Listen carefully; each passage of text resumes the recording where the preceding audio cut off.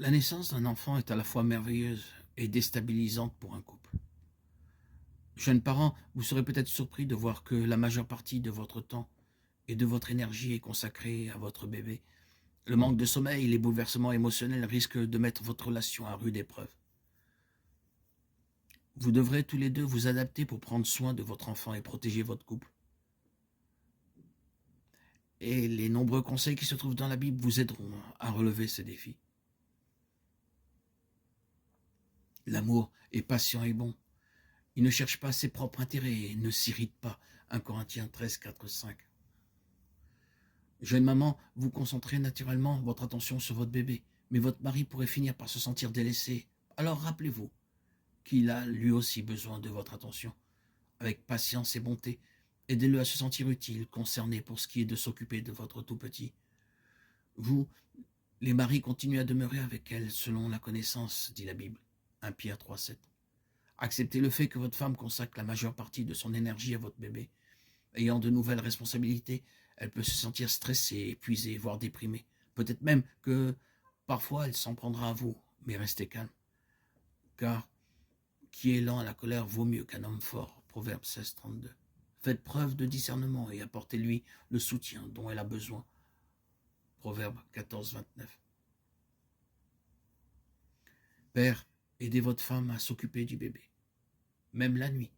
Limitez le temps que vous passez à d'autres activités afin de pouvoir en passer davantage avec votre femme et votre enfant.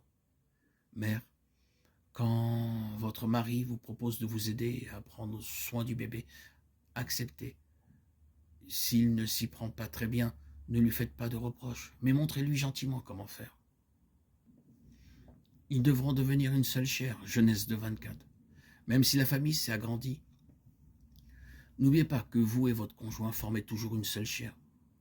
Faites tout pour que votre relation reste forte. Vous, femmes, exprimez votre reconnaissance à votre mari pour son aide et son soutien. Cela sera pour lui guérison. Proverbe 12, 18. Vous, mari, dites à votre femme combien vous l'aimez et l'appréciez. Félicitez-la pour la manière dont elle s'occupe de la famille. Proverbe 31, 10, 28.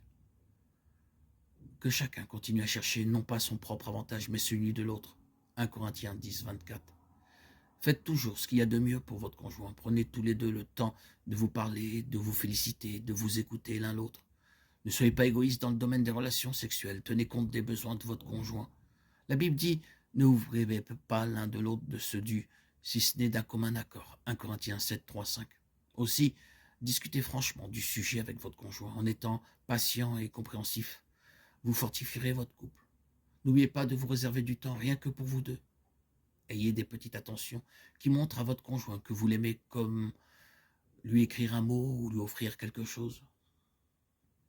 Les fils sont un héritage de Dieu. Psaume 127, 3. Réfléchissez à ce que vous ferez pour enseigner à votre bébé la connaissance de Dieu.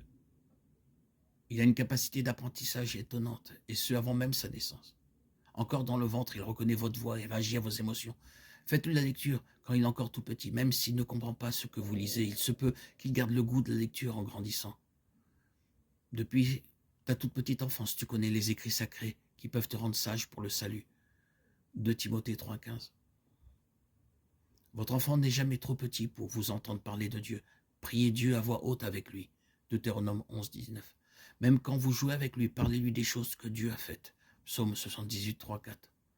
En grandissant, il ressentira l'amour que vous avez pour Dieu et apprendra à l'aimer lui aussi. Demandez précisément à Dieu la sagesse nécessaire pour enseigner votre bébé. Répétez à votre bébé des mots et des idées importantes pour qu'il les apprenne très tôt. Avec le temps, vous vous sentirez tous les deux à l'aise dans votre rôle de parent. Éduquer un enfant peut vous rendre plus aimant, plus patient et plus gentil. Si vous coopérez et vous soutenez l'un l'autre, avoir un enfant renforcera votre relation. Vous constaterez que le psaume 127, 3 dit vrai. Le fruit du ventre est une récompense.